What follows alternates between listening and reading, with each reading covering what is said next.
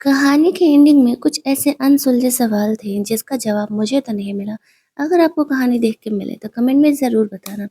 नई कहानी के स्टार्टिंग में रोज जो कि इस कहानी की फर्स्ट वीक में लीड है उसे कुछ गुंडे लोग किडनैप करके रखे हैं। बोलते हैं यान जी तुम्हारे फियांसे है ना, कॉल करो 30 मिलियन का रैंसम डिमांड करो।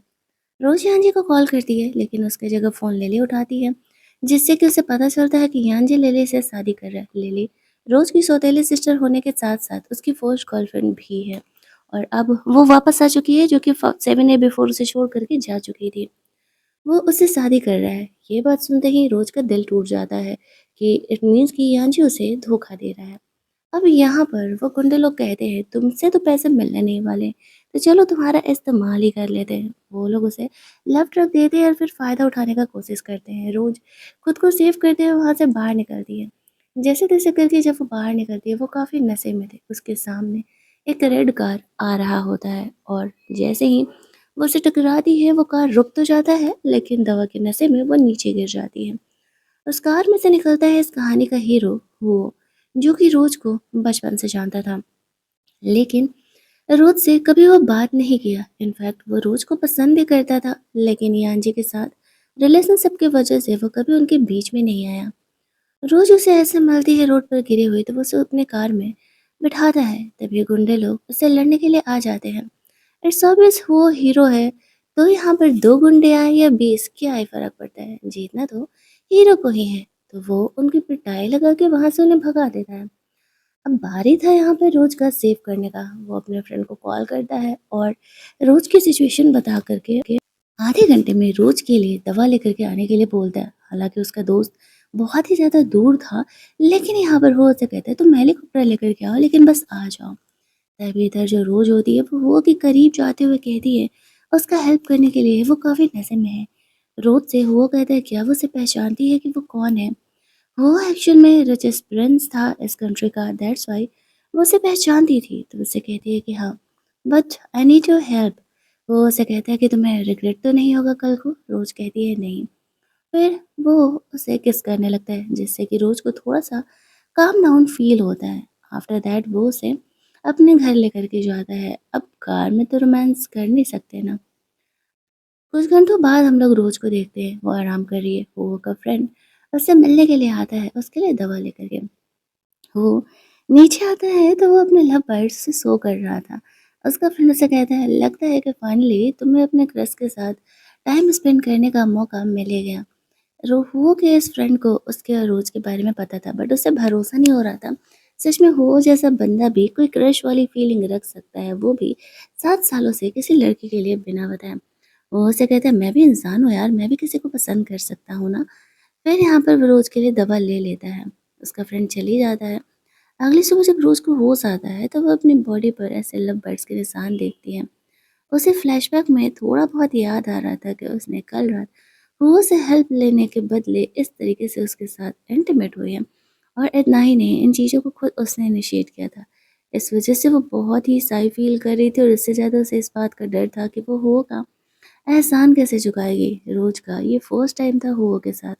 वो कमरे में आता है तो रोज कल रात उसका जान बचाने के लिए उसे थैंक्स बोलती है और बोलती है कि बदले में वो उसके साथ डिनर करने के लिए जाएगी। वो उसे कहता है इतने सस्ते में तुम कैसे निपटना चाह रही हो, कल मैंने तुम्हारी जान बचाई, कल तुमने मेरा फ़ायदा उठाया और बस एक डिनर करके तुम यहाँ से निकलना चाह रही हो। रोज उसे कहती है तो बोलो क्या चाहिए तुम्हें। वो कहते हैं अब कल मैंने तुम्हें सेटिस्फाई किया था, अब बारी तुम्हारी है। आज आज तुम मुझे सेटिस्फाई करोगे। इसके बाद वो आगे बढ़ के वापस से रोज को किस करने लगता है, जहाँ पर कि हम लोग देखते हैं कि रोज को यानजी के बारे में याद आ रहा था। वो और यानजी इस 5 इयर्स के रिलेशनशिप में कभी भी इंटीमेट नहीं हुए थे। हालांकि वो उसे कभी इतना भाव दिया ही नहीं करता था। रिलेशनशिप में आने के बाद भी वो अपनी एक्स गर्लफ्रेंड लिली के बारे में ही सोचते रहता था। यहाँ पर हुओ से मिलने के बाद रोज को पता चलता है कि अगर कोई इंसान आपको अपनी प्रायोरिटी बनाता है तो कैसे फील होता है। दूसरी तरफ हम लोग यान जी को देखते हैं, वो इन बातों से अनजान लिली का टेक केयर करने के लिए उसे हॉस्पिटल लेके गया था, जहाँ पर कि उसे हार्ट की बीमारी थी। वो यहाँ वापस आई थी यान जी को पटाने के लिए। यान जी लिली को एक रिस्पॉन्सिबिलिटी की तरह देख रहा था, लेकिन रिस्पॉन्सिबिलिटी और प्रायोरिटी में लड़कों को डिफरेंस करने नहीं आता है। रिस्पॉन्सिबिलिटी के चक्कर में उसने रोज को खो दिया था। शादी वाले दिन उसने रोज को छोड़ दिया था और वो लिली के साथ शादी कर रहा था। इतना ही नहीं, उसने इस बात का भी भरोसा नहीं किया कि रोज़ किडनैप है। उसे तो लगा था कि वो सिर्फ़ मज़ाक कर रही है। लिली को हॉस्पिटल छोड़ने के बाद वो क्लब जाता है, जहाँ पर कि यांजी के 2 दोस्त थे, जिनमें से कि एक यांजी और लिली के रिलेशनशिप को सपोर्ट कर रहा था और दूसरा रोज़ और यांजी के रिलेशनशिप के। तो अच्छा वाला दोस्त यांजी को समझाता है, "भाई तूने गलती किया है। शादी किसी भी लड़की की ज़िंदगी का सबसे बड़ा वक़्त होता है। एक तो तूने अपनी एक्स गर्लफ्रेंड से शादी किया, झूठा ही सही, उसकी लास्ट विश को पूरा करने के लिए। लेकिन तुझे इन बातों को रोज़ को एक्सप्लेन करना चाहिए।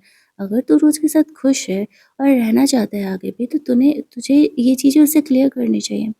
लेकिन यांजी को इस बात का एटीट्यूड था कि रोज़ खुद चल के उसके पास आई है, तो वो उसे किसी हालत में नहीं छोड़ के जाएगी। पिछले 5 सालों से वो उसके साथ है और उसका ख़्याल रख रही है। यहाँ पर वो रोज़ को कॉल करता है, तो रोज़ फ़ोन नहीं उठाती है। तो वो क्लब छोड़ कर के घर चले जाता है। अपने सेक्रेटरी को कॉल करके रोज़ के लिए एक काफ़ी महँगा वेडिंग ड्रेस बनाने के लिए बोलता है।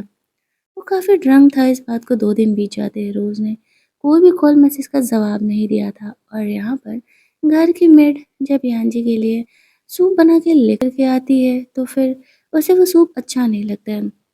रोज़ को कॉल करने पर उसने उसे ब्लॉक कर दिया था। अब उसे समझ नहीं आता है कि वो रोज़ को कॉन्टैक्ट कैसे करे। वो बहुत सारे लोगों से कॉन्टैक्ट करने का कोशिश करता है, बट हो नहीं पाता है। इधर रोज़ की नींद खुलती है तो वो अभी हुओ के घर पे ही थी। वो फ्रेशन अप होकर के आता है। वो ऐसे ही आधा नंगू-पुंगू था, जिसे देख कर के रोज़ शाय फ़ील करने लगती है। वो उसे कहता है, "इसमें इतने शर्माने वाली कौन-सी बात है? ऐसा थोड़ी है कि तुमने पहले नहीं देखा मुझे।" रोज़ के लिए वो यहाँ पे ड्रेस लेके आया था और बोलता है कि चलो पहन के आ जाना, मैं तुम्हें तुम्हारे घर छोड़ने के लिए चलती हूँ। रोज़ उसे कहती है, अब एक बार तुम भी मेरे साथ इंटीमेट हुए, तो अब हम बराबरी पर है, अब मेरा तुम पे कोई एहसान नहीं है। वो नीचे ब्रेकफास्ट टेबल पे रोज़ के आने का वेट कर रहा था। रोज़ ऐसे उसके दिया हुआ ड्रेस पहन करके रेडी होकर के आती है, तो वो इतनी प्यारी लगती है कि उसे देखते रह जाता है। रोज़ का बड़ाई करता है कि वो काफ़ी खूबसूरत लग रही है और फिर रोज़ को लेकर के जाता है। जाने से पहले रोज़ थैंक्स उसे बोल के जा रही थी, तो वो उसे कहता है, अब एक लड़का और एक लड़की ऐसे साथ है, तुम्हें नहीं लगता कि जाने से पहले तुम्हें गुड बाय किस दे करके जाना चाहिए? रोज़ उसे कहती है कि हमारा क्या रिलेशनशिप था, ये तुम्हें पता है। हम एक दूसरे को डेट नहीं कर रहे हैं। आई नो कि वैसे सिचुएशन में तुमने मेरा हेल्प किया है, लेकिन यहाँ पर मैंने भी तुम्हारे साथ रोमांस करके वो बात को पूरा कर दिया। लेकिन उसे पता नहीं था कि वो रोज़ को अब किसी भी हालत में अपने से दूर नहीं जाने देने वाला है। रोज़ वहाँ से निकल कर के अपनी सारी चीज़ों को समेट रही होती है यानजी के घर से। इतने साल से रिलेशनशिप में रहने के बाद वो उसे अपनी फियांसे बना के घूमता ज़रूर था। यहाँ पर उसे उसकी मॉम का कॉल आता है। उसकी मॉम गुस्सा कर रही थी कि उसने लिली को क्यों इस तरीके से परेशान किया। एक्चुअल में बचपन में जो वहाँ की नर्स थी ना, उसने अपने बच्चे को अपने रोज़ की मॉम के बच्चे से चेंज कर दिया था। अभी जो उसकी लिली है सौतेली सिस्टर, वो एक्चुअल में बचपन से ही रोज़ के घर पे पली-बड़ी है। कुछ साल बाद हालाँकि उन्हें पता चल गया, लेकिन रोज़ को वो लोग अपना नहीं पाए। हमेशा ही लिली को ज़्यादा फ़ेवर किया करते थे। उसकी मॉम उसे घर की पार्टी में बुलाती है और बोलती है, "आ कर के तुम्हें लिली से माफ़ी माँगनी पड़ेगी।" रोज़ की मजबूरी थी उस पार्टी में जाना। उस पार्टी में जब वो जाती है, तो वो इन चीज़ों को ज़्यादा से ज़्यादा इग्नोर करने का कोशिश कर रही होती है। अब तक रोज़ ने अपनी लाइफ़ में जो भी कंपनी का पोज़ीशन वग़ैरह पाया है, वो खुद के टैलेंट की वजह से ही पाया है और कुछ भी नहीं। यहाँ पर यानजी भी आया हुआ था। रोज़ ने यानजी से कल ब्रेकअप कर लिया था। यानजी यहाँ पर आता है रोज़ से बात करने के लिए। वो उसे इग्नोर करके जा रही थी यहाँ से, बट वो उसे जाने नहीं देता है। वो उसे कहता है, "इतना ड्रामा क्यों कर रही हो? लिली की तबीयत ठीक नहीं है, इसी वजह से मैंने उससे शादी कर लिया है। तुम्हें शादी से ही मतलब है ना? मैं तुम्हारे लिए भी एक बड़ी शादी अरेंज करूँगी।" रोज़ हँसते हुए कहती है, "कल मैं किडनैप थी। गुंडे मेरे पीछे पड़े हुए थे, लेकिन तुम्हें मेरी बातों का ट्रस्ट नहीं हुआ। तुम अपनी एक्स गर्लफ्रेंड लिली के साथ शादी मना रहे थे और तुम आ रहे हो मुझसे बात करने के लिए। मैंने कल ही तुमसे ब्रेकअप कर लिया है। मैं जेनुइनली कांग्रेचुलेट विश करती हूँ तुम्हें और लिली को। अपनी आगे की ज़िंदगी खुशी से बिताना। मेरा पीछा छोड़ दो, मैं तुमसे ब्रेकअप करती हूँ।" यान जी इस बात को समझने के लिए तैयार नहीं था कि 5 साल से जो लड़की सिर्फ़ उससे प्यार करती है, वो उसे छोड़ दे। तभी वहाँ पर लिली आने लगती है। रोज़ उसे कहती है, "ठीक है, मैं तुम्हें एक मौका देती हूँ। अगर आज हम दोनों में से तुमने मुझे चूज़ किया, तो सब कुछ पहले की तरह हो जाएगा। यान समझ नहीं पाता है।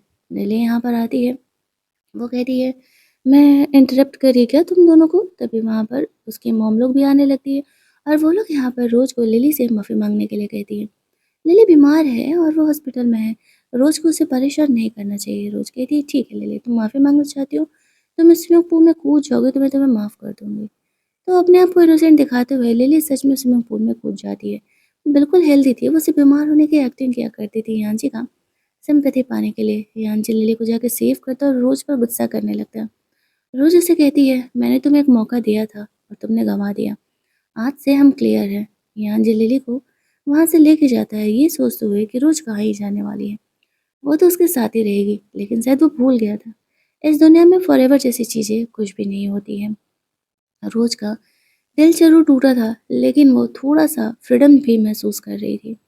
यांजी के साथ अब उसे नहीं रहना था। घर जाकर के उसकी फैमिली रोज़ को डाँट लगा रही होती है। वो कहती है कि वो यांजी से शादी नहीं करने वाली है, चाहे जो हो जाए।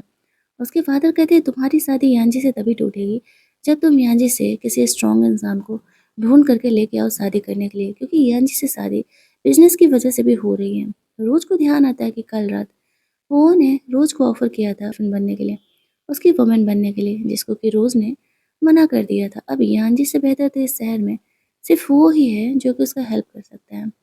रोज़ के पास उसके पास जाने के अलावा कोई ऑप्शन नहीं था। उसके फादर रोज़ को बहुत ही डाँट लगाते और कहते हैं, "बच्चों जैसी हरकतों को बंद करो।"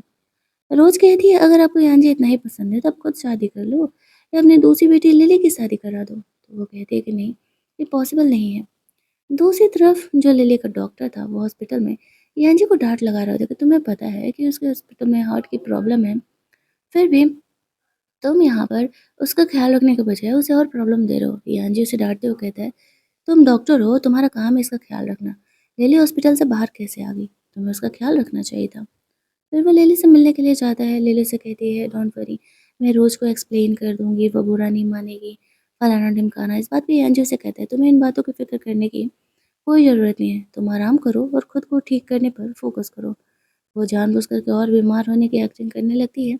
उसकी हार्ट की प्रॉब्लम बहुत बढ़ गई है। ये झूठा डॉक्टर आ करके झूठ-मूठ के उसे विटामिन का इंजेक्शन लगा करके कहता है, "देखा तुमने लिली का हालत? तुम चाहते हो कि ये मर जाए? इसे थोड़ा-सा भी टेंशन बहुत प्रॉब्लम कर सकता है।" यहाँ जी वहाँ से बाहर निकलता है तो हमें पता चलता है लिली और वो डॉक्टर दोनों मिले हुए हैं। वो इमोशनल होकर से कह रही थी कि मैं यांजी से बहुत ही प्यार करती हूँ।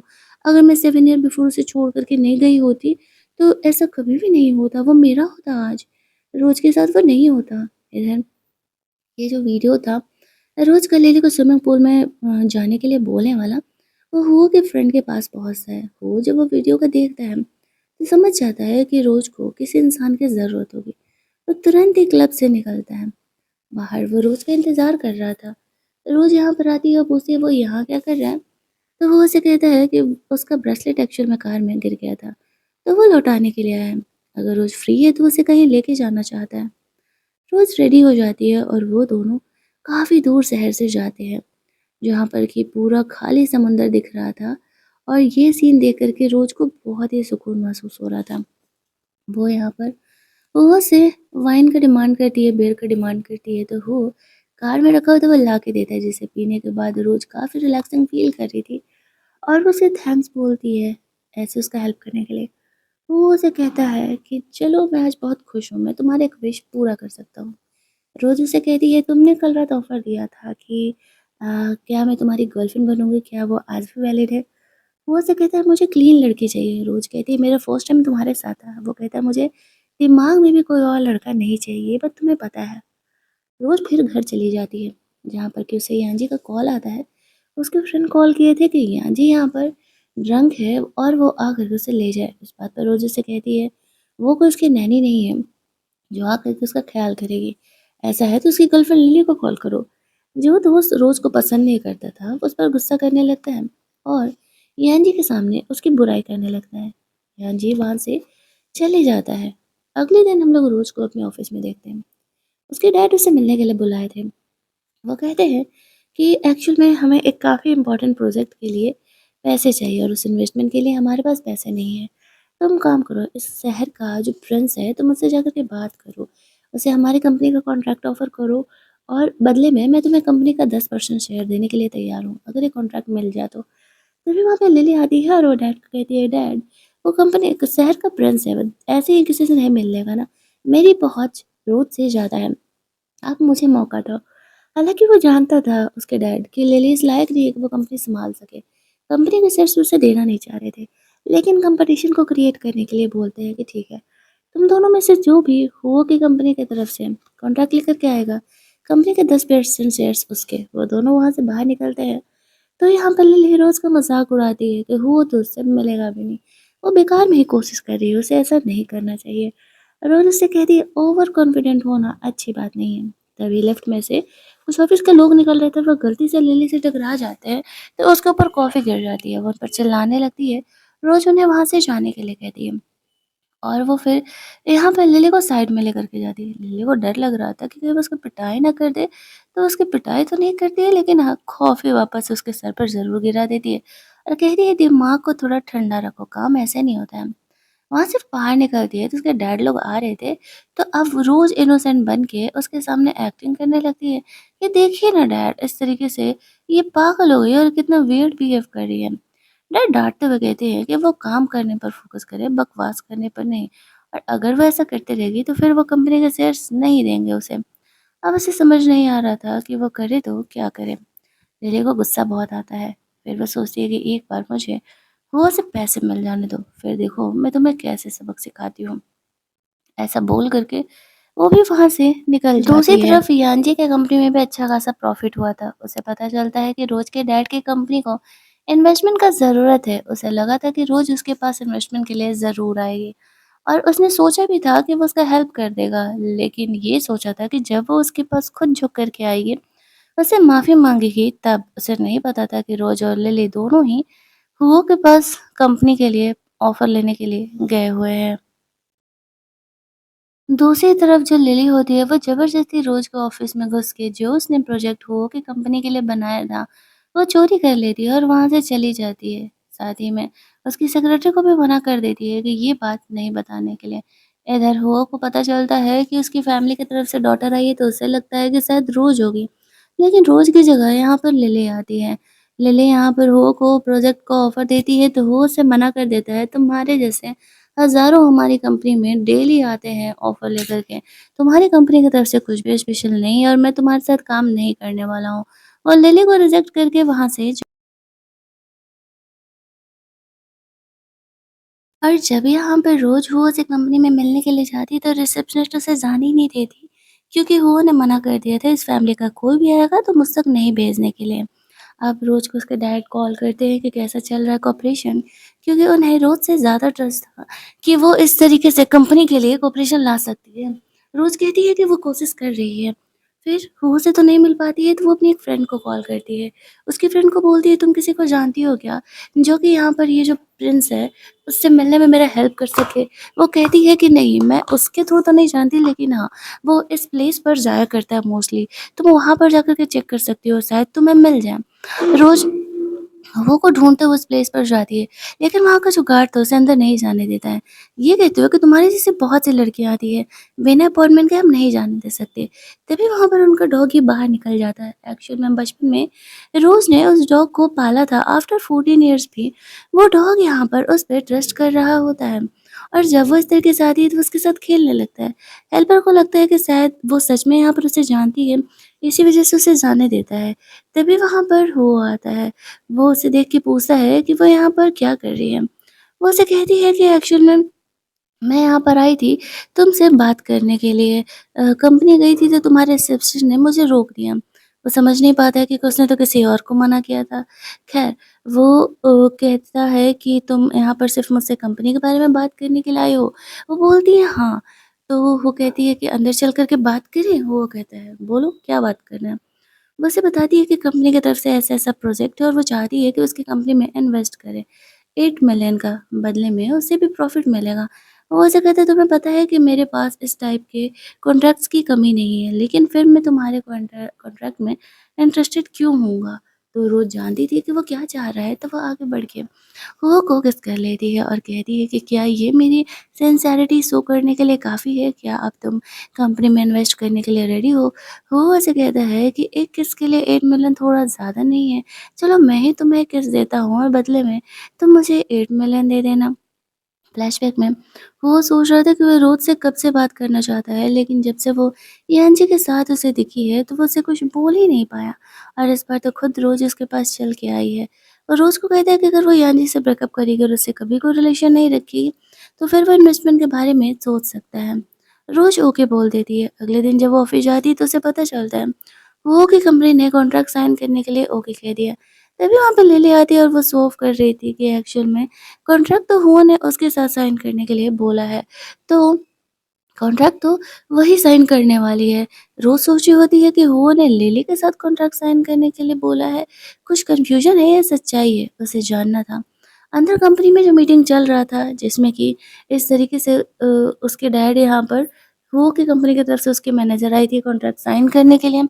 सबका इंतज़ाम यहाँ पर किए हुए थे। काफ़ी ग्रैंड पार्टी आफ्टर दैट होने वाली थी। रोज़ भी उस मीटिंग में अंदर जाती है। उसे देख कर के लिली कुछ ख़ास खुश नहीं थी और कह रही होती है कि वो यहाँ पर क्या कर रही है। रोज़ उसे कहती है कि ये मेरी भी कंपनी है, मैं भी यहाँ पर काम करती हूँ। रोज़ के डैड थोड़ी देर बाद स्टेज पर जाते हैं और बोलते हैं कि एक्चुअली हमें इतना बड़ा ग्रैंड ऑफ़र मिला है, कंपनी की तरफ से ये टाई अप करने के लिए फलाना-ढिमकाना पूरा बोल रहे होते हैं। फिर यहाँ पर वो डील साइन करने का ऑफ़र स्टार्ट होता है। वो जो लेडी आई थी हो के कंपनी की तरफ से वो कहती है, हमें बोला गया है कि एक्चुअल में आपकी डॉटर ने इस कॉन्ट्रैक्ट को ओके करा है, तो वही इस कॉन्ट्रैक्ट को साइन करेगी और वही इस कॉन्ट्रैक्ट पर पूरा काम करेगी।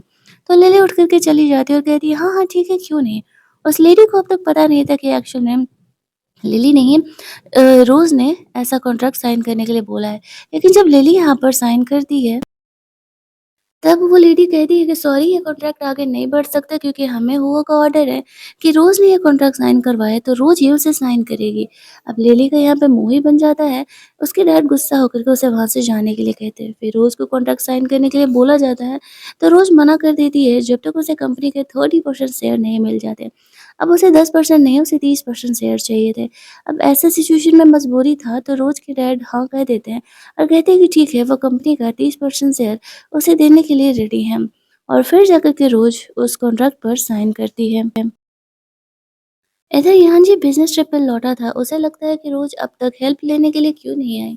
न्यूज़ देखने पर उसे पता चलता है कि रोज़ ने एक्चुअल में हुओ की कंपनी के साथ टाई अप कर लिया है और अब उसकी कंपनी उसके साथ काम कर रही है। वो सोचने लगता है कि उसे पिस्ड ऑफ करने के लिए ऐसा कर रही है।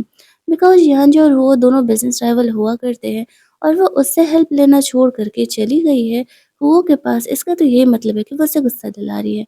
वो उसे कॉल करता है और रोज़ को कह रहा होता है कि वो ऐसा क्यों कर रही है, तो वो गुस्से में फ़ोन कट कर देती है, ये कहते हुए कि मेरा तुम्हारा कोई रिलेशनशिप नहीं है। आफ्टर दैट वो हुओ को थैंक्स के मैसेजेस कर रही होती है और अपने साथ डिनर करने का ऑफ़र देती है क्योंकि उसने उसकी कंपनी में 8 मिलियन का जो इन्वेस्टमेंट किया है, वो रेडी हो जाता है। रोज़ सोचती है वो इतना बड़ा इंसान है, इतना बिज़ी रहने के बाद भी वो उसके मैसेजेस के तुरंत रिप्लाई दे रहा है और यान जी जिसके लिए वो घंटों खाने पर इंतज़ार किया करती थी, रात में आकर के ये बहाना देता था कि वो बिज़ी है, पर उसका इंतज़ार मत किया करे। रोज़ जब घर जाती है तो यान जी उसके घर के बाहर था। वो थोड़ा-सा ड्रंक था। रोज़ प्रूफ़ के तौर पे उसकी वीडियोज़ बना लेती है और लिली को भेज देती है। यहाँ जो उसे कह रहा होता है कि रोज़ इतना ड्रामा क्यों कर रही है, वो ऐसा कैसे कर सकती है? वो जो कि उसका बिज़नेस राइवल है, उसके पास हेल्प लेने के लिए कैसे जा सकती है? रोज़ उसे कहती है फर्स्ट थिंग कि मैंने तुमसे ब्रेकअप कर लिया है, तो बेहतर होगा कि तुम मुझसे दूर ही रहो। सेकंड थिंग जा कर के अपनी गर्लफ्रेंड को सँभालो, यहाँ आने की कोशिश मत करना दोबारा। थर्ड थिंग ये बिज़नेस मैटर है, उसके डैड ने जो कहा वो उसने किया। तभी लिली का कॉल आता है कि उसकी तबीयत ठीक नहीं लग रही है और यान जी वहाँ से चले जाता है। रोज़ को पता था, यान जी के दिल में उसके लिए कभी प्यार था ही नहीं और अगर यान जी अपना मेल ईगो साइड कर देता, वो एक्सेप्ट कर लेता, वो भी रोज़ से प्यार करते तो शायद दोनों कभी अलग ही नहीं होते। यहाँ पर हम लोग देखते हैं कि वो रोज़ से मिलने के लिए आता है। उसे पता चला था कि यान जी उससे मिलने के लिए आया था। रोज़ को वो कहता है कि मैंने तुम्हें कहा था कि यान जी से तुम्हें दूर रहना है, तो ही मैं तुम्हारे कंपनी में इन्वेस्टमेंट करने वाला हूँ और तुम हो कि यान जी से बातें किए जा रही हो। ऐसा कहते हुए वो रोज़ को किस करने लगता है। रोज़ उसे समझा रही होती है कि एक्चुअली में मुझे नहीं पता था कि यान जी यहाँ पर आने वाला है। वो अचानक से उसके घर के बाहर आ गया था और उसने उसे थप्पड़ भी मारा और उसे जाने के लिए भी कहा। दोनों यहाँ पर मेकआउट करते हैं। अगली सुबह रोज वापस से हो को अपने कमरे में अपने बेड पर देख करके काफ़ी शाय फील कर रही थी, क्योंकि यांजी हमेशा उसके घर को बुरा कहता था कि वो बहुत ही छोटा है। वो जब जगता है तो वो रोज़ को जानबूझ कर के छेड़ रहा था। उसके जाने के बाद रोज़ कुछ नए इन्वेस्टमेंट के लिए बाहर निकली हुई थी, जहाँ पर कि वो यांजी की मॉम और उसके दोस्त से मिलती है। पहले जब भी यांजी की मॉम की दोस्त आती थी ना, तो वो हमेशा ही उनका ख़्याल रखती थी और उनको सर्व किया करती थी। लेकिन यहाँ पर अब वो करना बंद कर दी है। यांजी की मॉम उसे पास बुला कर के कहती है, "अगर तुम इसी तरीके से अपनी अकड़ दिखाती रहोगी, तो फिर हमारे घर की बहू बनने के तुम लायक ही नहीं हो।" इस बात पर रोज़ हँसते हुए कहती है, "चलिए मैंने आपका ये टेंशन भी ख़त्म कर दिया। मैंने आपके बेटे यान से ब्रेकअप कर लिया है और मैं उसे छोड़ कर के जा चुकी हूँ, तो बेहतर होगा कि आप अब मेरा इंसल्ट करने के बारे में मत ही सोचना।" यान की मम्मी को ये पहली बार पता चलता है। ऐसे बोल कर के रोज़ वहाँ से चली जाती है। यहाँ पर फिर जो उसकी मॉम थी, वो उससे मिलने के लिए ऑफ़िस जाती है। उसकी मॉम यांजी से कहती है कि रोज़ बहुत ही बदतमीज़ है और वो उससे शादी करने के लिए अलाउ नहीं करेगी। यांजी भी बोल देता है कि ये उसका डिसीज़न है, उसे जो करना है वही करेगा। यहाँ पर उसे लिली का कॉल आता है और वो उसे मिलने के लिए बोल रही थी, तो यांजी अब उसे टाल रहा होता है और बोलता है कि डॉक्टर है ना चेक करने के लिए, तुम चेक करके हॉस्पिटल में ठीक रहो, मैंने डॉक्टर अपॉइंट कर दिया है, फिलहाल मैं बिज़ी हूँ। लीला को उसकी इन बातों से काफ़ी गुस्सा आने लगता है। उसका डॉक्टर फ्रेंड यहाँ पर आता है तो वो कहती है, हमें कुछ ना कुछ तो करना पड़ेगा। वो डॉक्टर फ्रेंड उसे समझाने का कोशिश कर रहा था, लेकिन वो कहती है कि नहीं, उसे यांजी ही चाहिए।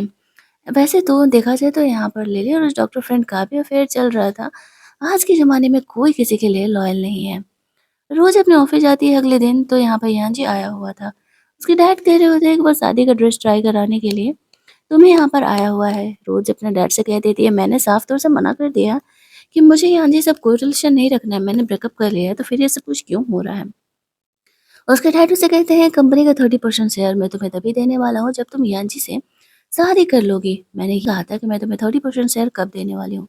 यांजी की जिद की वजह से रोज उसके साथ वेडिंग ड्रेस देखने के लिए तो चली जाती है, लेकिन उसने उसे वहां पर भी सबक सिखाने का डिसाइड किया था। यांजी उसके पीछे ही पड़ा हुआ था, वो बार बार अपनी गलती नहीं दिखा रहा था, वो उसे ये कह रहा था कि वो ओवर रिएक्ट कर रही है, उसने बस लिली से शादी ही तो किया है। हाँ, कल को तो बच्चे हो जाएंगे, उसने बस लिली से तो बेबी से तो किए हैं और थोड़ी ना कोई प्रॉब्लम है। रोज़ जाती है उसके साथ शादी का सॉरी रोज़ जाती है उसके साथ ड्रेस चेक करने के लिए। वो फ्लैशबैक में याद करती है, जब वो यांजी से पहली बार मिली थी, अपनी मेड मॉम से लड़ते हुए बाहर निकली थी, तो वह गलती से यांजी की कार से टकराई थी। यांजी ने उसका हेल्प किया था, उसे हॉस्पिटल लेकर के गई थी। इसके बाद कई बार वो दोनों रास्ते पर मिले थे, जब रोज़ अपना काम किया करती थी, तब जाकर के यहाँ पर इस तरीके से रोज़ को धीरे-धीरे यांजी से प्यार हो गया था। लेकिन यांजी ने कभी इन बातों को एक्सेप्ट ही नहीं किया कि वो भी रोज़ से प्यार करने लगा है। दोनों शादी का ड्रेस ट्राई करने के लिए जाते हैं। एक ड्रेस उसने जो स्पेशली मँगाया था, रोज़ उसे ट्राई करती है। उसकी मजबूरी थी यहाँ पर, लेकिन वो इरिटेट हो चुकी थी इन सारी हरकतों से। यांजी को यहाँ पर कॉल आ रहा था, तो वो साइड में कॉल करने के लिए चले जाता है।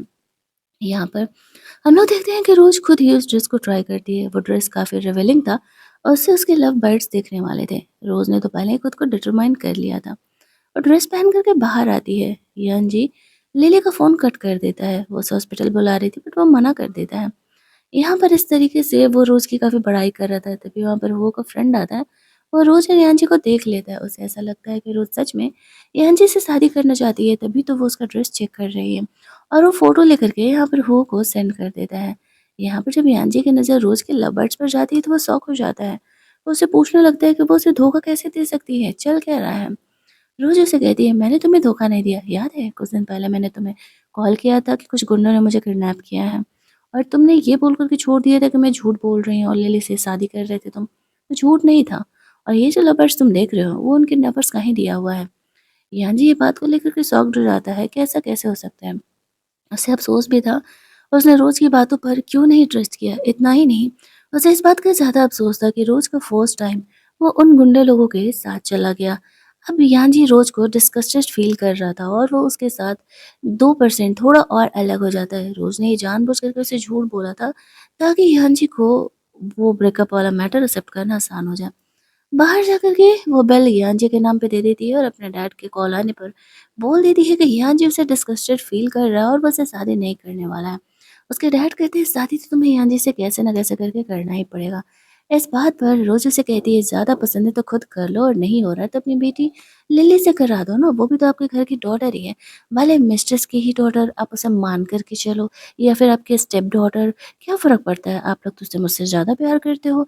ऐसा करके वो फ़ोन कट कर देती है, लेकिन उसे पता नहीं था हुओ के साइड क्या बवाल मचा है। दूसरी तरफ रोज़ की फ्रेंड एक क्लब में गई हुई थी, वहाँ पर वो हुओ को देखती है। हुओ के बारे में रोज़ ने पूछा था, तो वो उसे कॉल करके बोलती है, यार तो इस प्रिंस के बारे में पूछ रही थी ना, वो यहाँ पर आया हुआ क्या, तो आएगी? लेकिन रोज़ मना कर देती है और कहती है कि नहीं, वो काम में बिज़ी है। दूसरी तरफ यहाँ पर हम लोग देखते हैं कि हुओ को उनके वो फ़ोटोज़ मिलते हैं। उसका पारा तो 7वें आसमान पर था। वो रोज़ को काफ़ी कॉल्स करता है, लेकिन रोज़ फ़ोन भी नहीं उठाती है। फिर उसके फ्रेंड को कॉल करने पे पता चलता है कि एक्चुअल में उसने आज देखा उसे यान जी के साथ। एक लड़की यहाँ पर हुओ के साथ फ्लर्ट करने के लिए आती है, तो वो उसे डायरेक्टली मना कर देता है, ये कहते हुए कि वो उसमें इंटरेस्टेड नहीं है। वो कभी भी किसी लड़की के साथ रिलेशनशिप में आया ही नहीं। रोज से उसका एक पुराना नाता था। ऐसे लड़के रियल लाइफ में क्यों नहीं मिलते? हमें आज के टाइम में हीरो नहीं विलेन चाहिए, जो अपनी बंदी के लिए पूरी दुनिया से लड़ जाए। यहाँ पर हम लोग देखते हैं कि बस रिजेक्ट करके वहाँ से चले जाता है। इधर रोज की फ्रेंड उससे मिलने के लिए जाती है। जब वो वहाँ पर जाती है तो रोज उसे एक पर एक शॉकिंग न्यूज़ दे रही थी कि वो उस हुओ को जानती है और जानती ही नहीं, उसके साथ नाइट भी स्पेंड कर चुकी है। उसकी फ्रेंड हालांकि रोज के लिए खुश थी कि उसने यान जी से ब्रेकअप कर लिया, क्योंकि वो पहले भी जानती थी कि यान जी उसके लायक नहीं है। लेकिन ये उसके लिए शॉकिंग ज़रूर था कि वो हुओ से किस तरीके से कनेक्टेड हो पाई, क्योंकि उसे पता था कि वो एक्चुअल में लड़कों में इंटरेस्टेड है। रोज़ सोचती है कि नहीं, वो लड़कों में इंटरेस्टेड तो नहीं है, अनलेस कि वो लड़के-लड़कियों दोनों में इंटरेस्टेड है, क्योंकि उसने खुद देखा था कि रोज़ उसके साथ अब तक इंटीमेट हो चुका है। उसकी फ्रेंड को तो इन रूमर्स पर भी पहले भी ट्रस्ट नहीं था और अब रोज़ उसे कन्फर्म कर दी तब और नहीं है। वो कहती है, अच्छा सुन ना, तू ना वो को बुलाएगी क्या? मुझे ना उससे मिलना है। क्लब में ना मेरी बात नहीं हो पाई, अब जब तो तेरा वो बंदा बन गया है, तो फिर मिलना आसान होगा ना।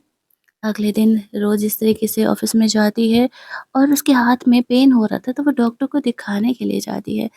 वो कुछ ज़्यादा ही इंटेंस तरीके से उसके साथ रोमांस कर रहा था, तभी शायद ऐसा हो रहा था। तभी वहाँ पर वो लिली से मिलते हैं। लिली कहती है, मुझे तुमसे बात करना है।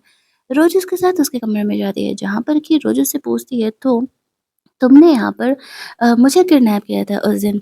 शुरुआत में तो लिली अपनी इस गलती को, अपनी बात को एक्सेप्ट करने के लिए तैयार नहीं थी। लेकिन यहाँ पर जब देखती है कि रोज़ उसका घंटा कुछ नहीं बिगाड़ने वाली है यहाँ पर, तो वो एक्सेप्ट कर लेती है और कहती है कि यान जी उसका है। ऐसा कहते हुए उसे पता था कि यान जी इधर आने ही वाला है, तो वो खुद के ऊपर हल्का वार्म वाटर गिरा लेती है और ये एक्टिंग करने लगती है कि रोज़ ने उसे हर्ट किया। आवाज़ सुन कर के यान जी अंदर आता है, तो वो रोज़ पर गुस्सा करने लगता है कि लिली की तबीयत ठीक नहीं है और वो उसे क्यों हर्ट कर रही है। रोज़ उसे कहती है कि पहली बात कि मैंने उसे हर्ट नहीं किया, और दूसरी बात कि जब तुम भरोसा कर ही चुके हो कि मैंने उसे हर्ट किया है, तो फिर तुम मुझसे पूछ क्यों रहे हो? यहाँ पर उसका डॉक्टर फ्रेंड यान के कॉल करने पर आता है और वो लिली का ख़्याल करने लगता है। वो भी यहाँ पर रोज़ पर गुस्सा कर रहा था। जब वो रोज़ पर गुस्सा करने लगते तब यान जी बीच में आता है। कहता है कि तुम डॉक्टर हो, डॉक्टर के हद में रहो। मेरे और रोज़ के बीच में आने का तुम्हारा कोई हक नहीं है। लिली तुम्हारी पेशेंट है और उसका ख़्याल रखना तुम्हारा काम है, दूसरी चीज़ों पर ज्ञान देना नहीं। रोज़ यहाँ पर चुपचाप खड़े होकर के इनका ड्रामा सुन रही होती है। जब डॉक्टर उसे डाँट रहा होता है तो रोज़ उसकी वीडियो बनाने लगती है और कहती है, अगर मैं सोशल मीडिया पे डाल दूँ तो तुम्हारे करियर का तो लग जाएगा एल, तो बेहतर होगा कि तुम मुझसे पंगा तो मत ही लेना। लिली ये नोटिस कर रही थी कि बोलने के बाद भी यान जी उसकी बातों पे ट्रस्ट नहीं कर रहा है और यहाँ पर इस तरीके से वो रोज़ पर ही भरोसा कर रहा है। कह रही होती है वो कि क्या तुम्हें लगता है कि मैं झूठ बोल रही हूँ? यान जी कहता है कि तुम आराम करो, मैं तुमसे बाद में बात करूँगी। रोज़ के ही वो पीछे पड़ा हुआ था। रोज उसे एक ही लाइन में इन चीज़ों को क्लियर करती है कि देख भाई, मैंने यहाँ पर तेरी सो कॉल्ड बंदी लिली को हर्ट नहीं किया, अब मैं यहाँ से जा रही हूँ, जो घंटा उखाड़ना है उखाड़ ले। ऐसा बोल करके वो वहाँ से चली जाती है। यान जी उसके पीछे जाना चाह रहा था, तो लिली उसे बहाने से रोक लेती है। यान जी उसे कहता है, अरे यार तू बीमार है ना, तो आराम करना, मैंने डॉक्टर रखा हुआ है ना तेरे लिए। फिर वो अपने दोस्तों के साथ क्लब जाता है। उसके दोस्तों से पूछ रहे होते हैं कि वो 2 लड़कियों को तो एक साथ नहीं रख सकता ना, अगर वो लिली से प्यार करता है तो रोज़ को जाने दे। यांजू से कहता है कि पसंद तो मैं रोज़ को ही करता हूँ, रोज़ परफेक्ट गर्ल है मेरी वाइफ़ बनने के लिए। वो इतना मेरा ख़्याल रखती है, लिली मेरी एक रिस्पॉन्सिबिलिटी है। अगर मेरी मॉम के कहने की वजह से वो 7 साल पहले मुझे छोड़ के नहीं जाती, तो फ़ौरन उसका एक्सीडेंट नहीं होता जिस वजह से कि वो इस कंडीशन में है। उसे नहीं पता था कि लिली एक गोल्ड डिगर है, पैसे के लिए वो चली तो गई उसे छोड़ कर के, लेकिन यहाँ पर उसका कोई एक्सीडेंट वगैरह नहीं हुआ और वो सिर्फ़ उसका सिम्पैथी पाने के लिए एक्टिंग कर रही है। लेकिन रिस्पॉन्सिबिलिटी और प्यार में बहुत फ़र्क होता है। ये अंजी को इसी बात का समझ नहीं था। उसने रोज़ को फॉरएवर ले लिया था कि वो जो भी करेगा रोज़ उसके साथ ज़रूर रहेगी। उसका अच्छा वाला दोस्त उसे समझाता है तुम्हें रोज़ को ये चीज़ें क्लियर करनी चाहिए। उसे पूछता है मैं रोज़ को कैसे पटाऊँ? वो सच में मुझसे दूर होती जा रही है। उसका फ्रेंड उसे पूछता है अगर तुम सच में रोज़ से प्यार करते हो तो अपने मन की बात उसे बताने का कोशिश करो। वो लोग वहाँ से बाहर निकलते हैं तो वो हुओ से मिलता है। हुओ को वो कह रहा होता है कि वो रोज़ से दूर रहे। रोज़ उसकी फियांसे है और वो जल्दी ही उससे शादी करने वाला है। हुओ को ये बातें पता नहीं था। रोज़ ने भी कभी इन बातों को एक्सप्लेन नहीं किया था, ऊपर से रोज़ का वो शादी वाला ड्रेस वाला फ़ोटो, हुओ को लगने लगता है कि शायद यान जी यहाँ पर सही कह रहा है। वो काफ़ी गुस्सा था लेकिन फ़िलहाल वो यान जी को कुछ बोलता नहीं है और वहाँ से चले जाता है। यान जी का फ्रेंड उसे सँभाल रहा था कि कहीं वो नशे की हालत में से हुओ को ऑफेंड ना कर दे, पंगे बढ़ जाएँगे। नेक्स्ट सीन में रोज़ अपने डैड से मिलने के लिए जाती है, उसके डैड ने उसे बुलाया था। वो कहते हैं कि हुआ ने 8 मिलियन के इन्वेस्टमेंट में 4 मिलियन तो हमें दे दिया है, लेकिन 4 मिलियन अभी तक आए नहीं हैं। तुम जाके हुआ से बात करो क्या प्रॉब्लम है? रोज़ नोटिस करती है कि उस रात के बाद हुआ को ना तो कोई कॉल आया है, ना ही मैसेज और ना ही वो उससे मिलने के लिए आया है। क्या प्रॉब्लम है? अब उसके डैड को भूल तो देती है कि ठीक है वो हुआ से जा रही है बात करने के लिए, हालाँकि उसे कोई उम्मीद नहीं था कि हुआ उसकी बातों को सुनने वाला है क्योंकि वो जानती थी कि शायद इस बार वो उससे थोड़ा ज़्यादा ही गुस्सा है। इसी वजह से वो इन्वेस्टमेंट भी नहीं कर रहा है और उसे कॉन्टैक्ट भी नहीं कर रहा है। लेकिन रोज़ यहाँ पर कहती है कि अगर कंपनी के 30% शेयर वो उसके नाम कर देंगे, तो ही वो हुआ से जाकर के बात करेगी। अगर और 4 मिलियन का 4 बिलियन का उन्हें इन्वेस्टमेंट चाहिए तो उन्हें 30% शेयर देने ही पड़ेंगे। फिलहाल रोज़ के डैड के पास कोई ऑप्शन नहीं था तो वो रोज़ के लिए वो कॉन्ट्रैक्ट साइन कर देते और कहते हैं ठीक है ये रखो 30% शेयर कंपनी के आज से तुम्हारे हैं। वो वापस से मिलने के लिए जाती है हुआ से तो रिसेप्शनिस्ट जाने नहीं दे रही थी, तो वो यहाँ पर हुआ के सेक्रेटरी को कॉल करती है। वो तुरंत ही उसे लेने के लिए आ जाता है। अब रिसेप्शनिस्ट सोच रही थी कि रोज़ कौन है भाई? उसका सेक्रेटरी उसे पर्सनली लेने के लिए गया हुआ है। वो कंपनी में उसका वेट कर रही थी तभी उसका फ़ोटो देखती जिसमें कि वही सेम छोटू डॉग भी उस फ़ोटो में था। अब वो सोच रही थी कि इसका ये पालतू काफ़ी लॉन्ग समय से है। वो यहाँ पर आता है तो वो रोज़ से पूछता है कि बोलो क्या काम है तुम्हें मुझसे? रोज़ उसे कहती है कि एक्चुअल में तुमने मेरे डैड की कंपनी में सिर्फ़ 4 बिलियन का ही इन्वेस्टमेंट किया है।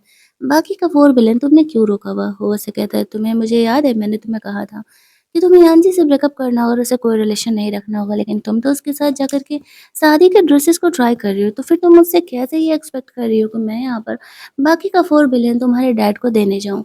रोज़ समझती है ओह! वो को उस बात का बुरा लगा। वो उसे एक्सप्लेन करती है कि एक्चुअल में ऐसा कुछ नहीं है। वो सिर्फ़ शादी का ड्रेस इसलिए ट्राई करने के लिए गई थी ताकि वो उसे क्लियर कर सके कि वो फ़िलहाल किसी और के साथ है और उसे यान जी के साथ कोई रिलेशन नहीं रखना है।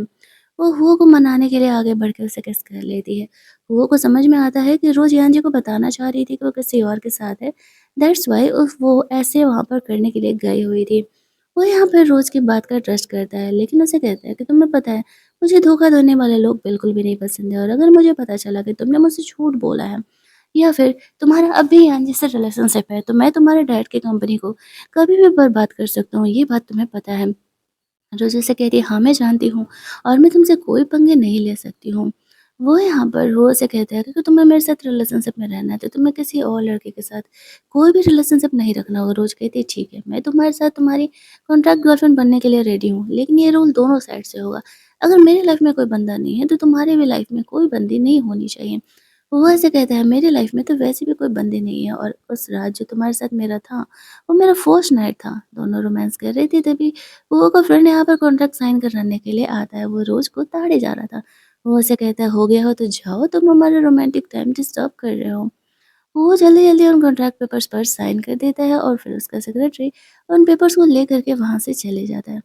वो कमरे में वापस जाता है। रोज़ थोड़ी-सी घबराई होती है क्योंकि वो कंपनी है और यहाँ पर कोई भी आ सकता है। वो उससे कहता है कि मेरे कहे बगैर यहाँ कोई नहीं आएगा। रोमांस करने से पहले रोज़ वो को कहती है उसके डैड की कंपनी में इन्वेस्टमेंट कर दे। वो सेक्रेटरी को कॉल करके रोज़ के डैड की कंपनी में इन्वेस्टमेंट डाल देने के लिए कहता है।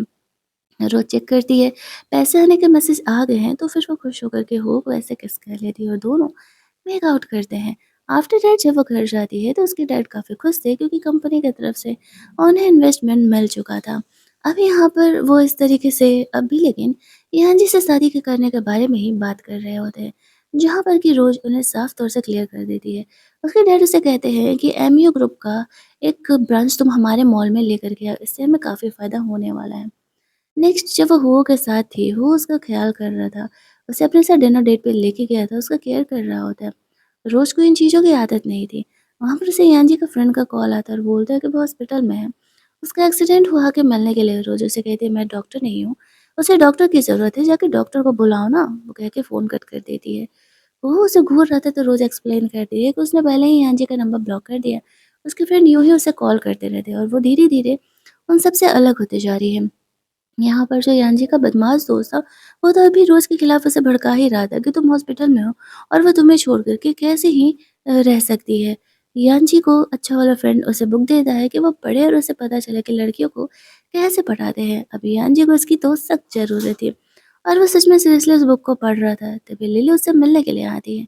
उसके लिए सूप लेकर के आई थी। बातों-बातों में वो कहती है कि एक्चुअल में एमयू ग्रुप से मैं कॉन्ट्रैक्ट साइन करना चाहती हूँ। मैं भी अपनी फैमिली की डॉटर हूँ और अपने डैड के लिए कुछ करना चाहती हूँ, वरना एक तो मैं अडॉप्टेड डॉटर हूँ, मैंने नहीं किया, तो मेरी फैमिली वाले मुझे भाव नहीं देंगे। लेकिन यान जी उसका हेल्प करने से मना कर देता है, ये कहते हुए कि मुझे पता चला है कि रोज़ भी उसी एमए ग्रुप के लिए गई हुई है और अगर मैंने यहाँ पर तुम्हारा हेल्प किया तो फिर रोज़ को वो कॉन्ट्रैक्ट नहीं मिलेगा और मैं ऐसा नहीं कर सकता हूँ। तुम मेरी एक्स गर्लफ्रेंड हो, तुम्हें इस बात का ध्यान रखना होगा और रोज़ मेरी प्रेज़ेंट है।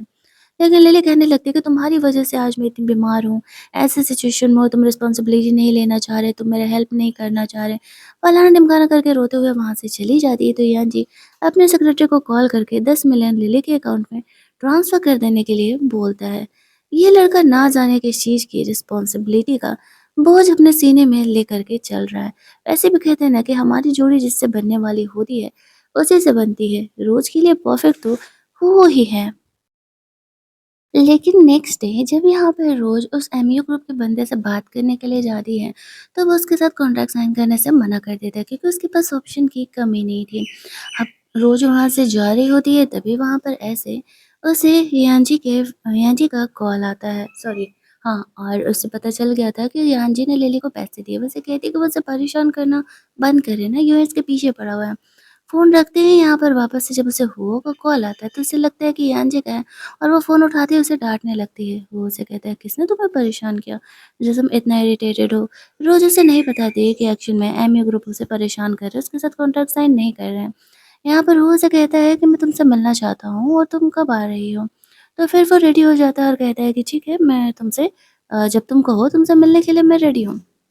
फिर इस तरीके से वो उससे एक्चुअल में लंच डेट पर लेकर के जाना चाह रही थी क्योंकि वो जानती थी कि इससे उसे काफ़ी ज़्यादा हेल्प मिलने वाला है।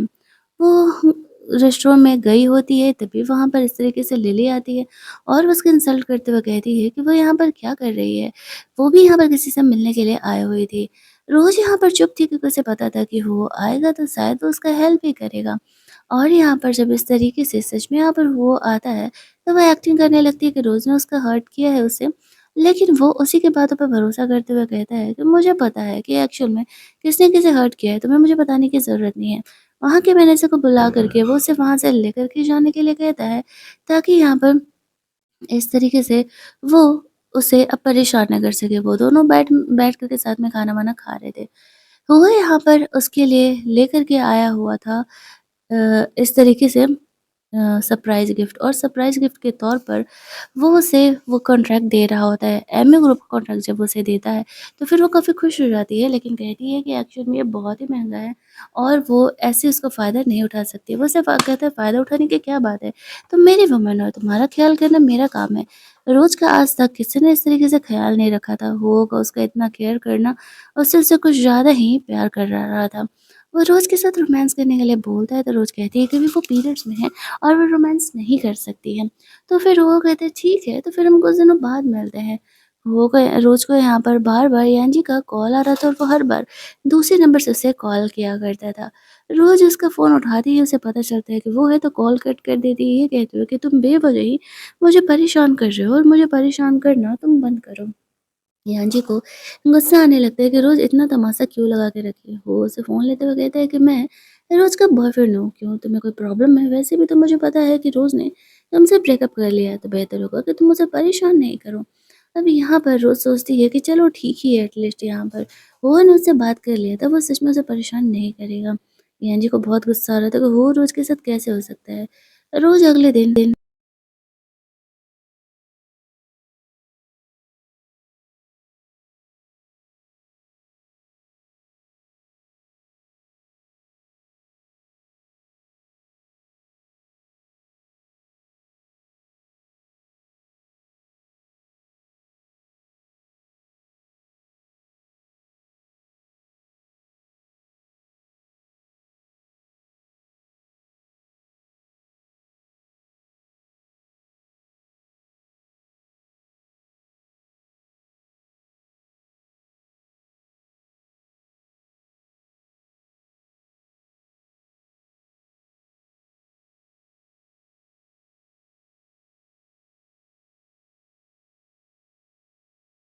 कंपनी में जो मैं आज तक जहाँ पहुँची हूँ, वो अपने बदौलत पहुँची हूँ, किसी के एहसान से नहीं। ऐसा करके वो वहाँ से चली जाती है, उसके फादर अपने बेटे को डाँटने लगते हैं। दूसरी तरफ हम लोग हुओ को देखते हैं, वो इस तरीके से एक बड़े पार्टी में ऐसे गया हुआ होता है, तो वो वहाँ पर ईहान जी से मिलता है। ईहान जी उसे वार्न करता है कि वो रोज़ से दूर रहे। वो हँसते हुए कहता है कि रोज़ जब उसकी गर्लफ्रेंड है और उसने ईहान जी से ब्रेकअप कर लिया है, तो वो ये चीज़ किस हक से कह रहा है। जेलस होने का हक रख सकता है, लेकिन अगर रोज़ को परेशान करेगा, तो उसके और उसकी कंपनी के लिए बेहतर नहीं होगा। और हुओ से पंगा लेना तो उसके लिए सही नहीं है, ये बात तो उसे पता ही है। फिर वो रोज़ को कंपनी से रिसीव करता है और उसे वहाँ से लेकर के जाता है, जहाँ पर कि वो सो रही थी, तो उसे प्यार से सँभालते हुए घर पहुँचाता है ताकि उसकी नींद ना खराब हो। फिर वो जगती है तो वो हो के रोज़ जगती है तो हो के फ्रेशन अप होकर के आने का वो वेट कर रही थी। वो यहाँ पर आता है तो दोनों यहाँ पर वापस से मेकआउट करते हैं। रोज़ को हो के रिलेशनशिप के साथ कोई कन्फर्मेशन नहीं था कि क्या चल रहा है। वो उसे कहता है कि उसे कुछ दिनों के लिए बिज़नेस ट्रिप पर जाना पड़ेगा। रोज़ जो कि तो बोल देती है, लेकिन वो उसे मिस कर रही थी। अगले दिन उसे उसकी मॉम का कॉल आता है। रोज़ का बर्थडे भी था और वो उसके लिए पार्टी थ्रो की हुई थी। रोज़ को पता था कि ये सब कुछ सिर्फ़ तमाशा है और बिज़नेस टैक्टिक है। बिज़नेस इन्वेस्टर्स को बुलाने का, लेकिन रोज़ को मजबूरी थी उस पार्टी में जाने का। वो अपने फ्रेंड को कॉल करती है और बोलती है आने के लिए, लेकिन उसका अभी-अभी ब्रेकअप हुआ था। वो उसे अपने साथ पहले ड्रिंक करने के लिए बुलाती है, तो रोज़ उसके साथ ड्रिंक करने के लिए रेडी हो जाती है और फिर वो दोनों क्लब में मिलने वाले थे।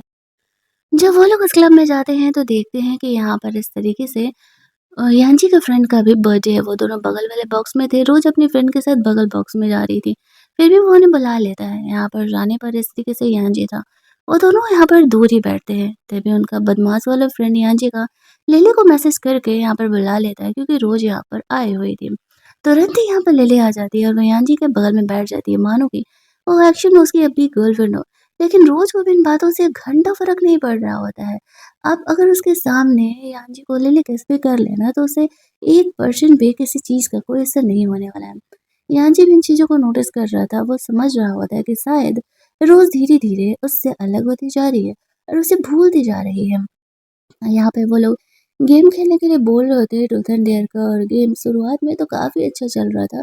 लेकिन डेयर जब यहाँ पे रोज़ पर आता है, तो वो अपने बगल वाले इंसान को किस करने का मैटर आता है। अभी यहाँ पर जो उसकी फ्रेंड थी, वो रोज़ का हेल्प करते हुए रोज़ को ही किस कर लेती है और कहती है, तुमने ये नहीं कहा था, लड़का या लड़की।